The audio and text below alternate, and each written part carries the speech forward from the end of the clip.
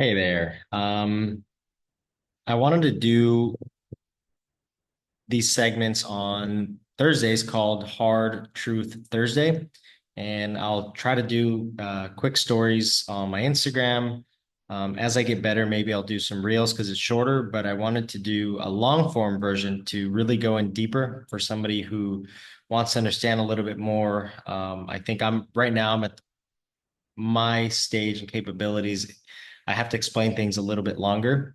Um, Part of my evolution in this online business is to get better at expressing myself in relaying the same message in a shorter form. But for now, we're going to try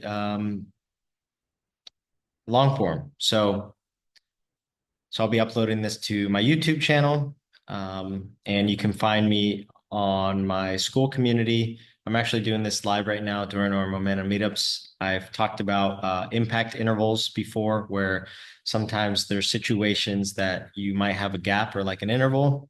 Perhaps you're stuck in traffic. So how can you make an impact during that time? Perhaps you're meeting somebody for lunch. You're somebody who, this happened to me all the time. You're somebody who gets to places on time and the majority of people don't, right? It's frustrating. And at first I used to, get upset and mad, and by the time they got there, my mood was completely different. And I realized that was shitty for myself and for them because maybe I was short with them, I was impatient. So the trick is to be productive during that time, right? The time is going to pass anyways, whether you sit there and you're pissed off or you sit there and do something productive, that time is going to pass anyway. So why not, I call it be productive. So I would pull out my phone. Maybe I would read. I have Audible. So I would maybe I would listen to Audible or I would read Blinkist. It's another app that summarizes books. Another thing is that perhaps I would write down things that I wanted to do, like goal setting, or look back at things that I've done that I hadn't done that I need to fresh, whatever. But maybe you get what I'm saying. And I'm actually applying that right now. So right now is our live momentum meetups that I have Wednesday, Thursday, Friday. Sometimes people just don't log on. So in the meantime, what can I do is, what's something impactful? I had thought about this idea, so I thought I would just, go with it right now. And if somebody logs on, then we'll have to pause it. And but I will be editing it and cutting it anyway. So okay. A topic that came up yesterday that I think is very relatable to everyone, and I wanted to share was one of my clients said he felt he wasn't being as productive as when he started. We feel like this momentum going up and then we go down. Um, so what I wanted to talk about was like the recovery to get back to being productive because you're going to keep doing it, but there's just days that are just very hard mentally, physically. Perhaps you just worked for, you just worked your ass off for 2 months or even just 2 weeks. You worked, 80-hour weeks, and you're just exhausted. And there's a couple things that happen to us when we decide like, oh, I don't want to do anything today, so I'm just going to chill. But then our anxiety kicks in and our stresses kick in that we're not being productive. So we end up relaxing, but not really because the whole time we're just stressing about not being productive, right? So it's kind of ironic because we feel like we're wasting time or feel like there's other people out there that are working hard and everything I've seen, come on, I can do it. What can I do right now to work hard? And the reality of the situation is that's just like 0.1% of the population. If you want to look at it that way, 99% of us, it's not a reality. So I want to share what I do that I think helped me out so much because I used to do that. I used to say, you know what, I'm just going to relax for the next couple of hours, but I would beat myself up. No, I got to do something. And then 15 minutes later of relaxing, I would get up and start doing something. And then what happens to it, you end up doing a bad job in whatever it is that you were doing anyways. So you end up wasting more time, you beat yourself more. So I've been in that cycle and I came across something, I think it was Mel Robbins who spoke about this one day. If you haven't heard of her, she's great.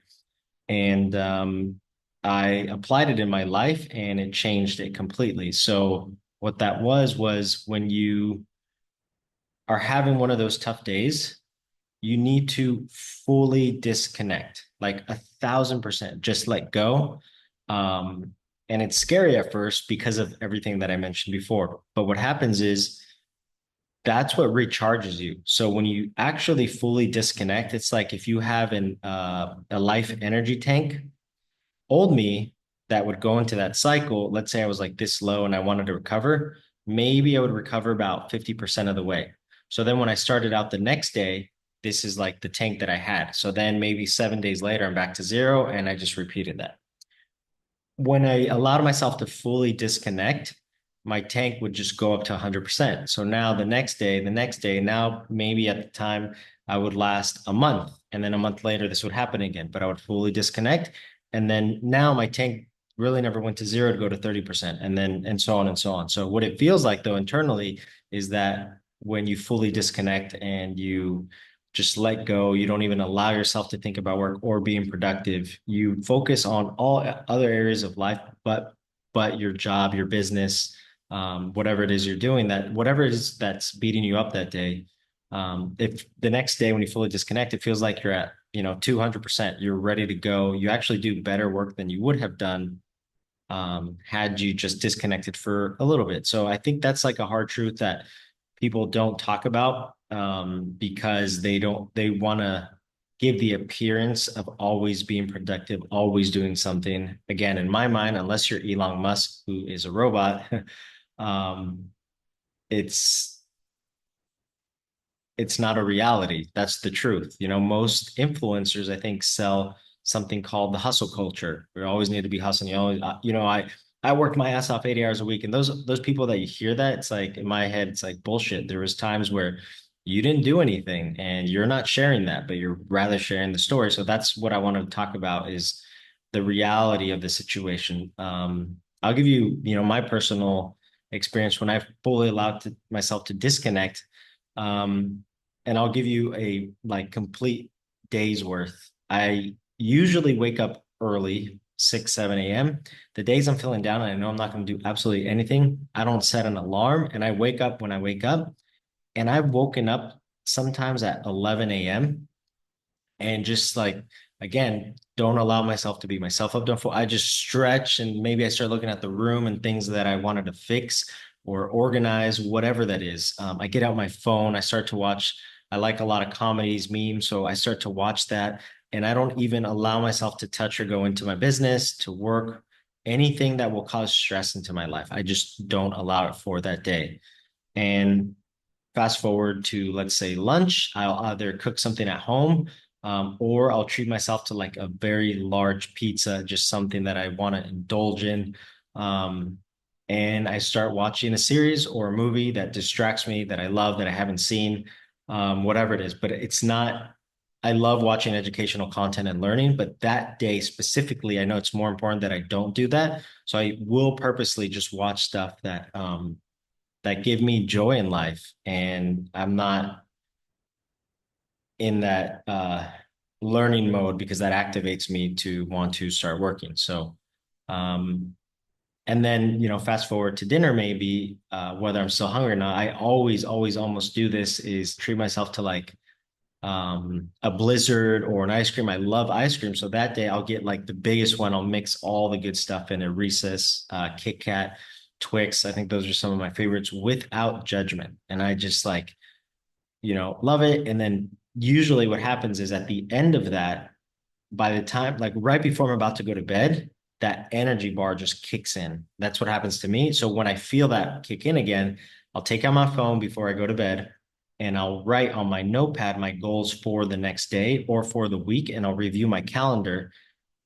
Just that simple little act recharge, like satisfies that small little voice in your head that says you're not being productive. So it will still exist. And I realize for me, just doing that small little thing at night um, will satisfy him. And then when I wake up the next morning, I'm fully recharged, ready to go, 200%. And I just knock everything out. I feel focused again. I feel energized, and I just keep that momentum for as long as I can go.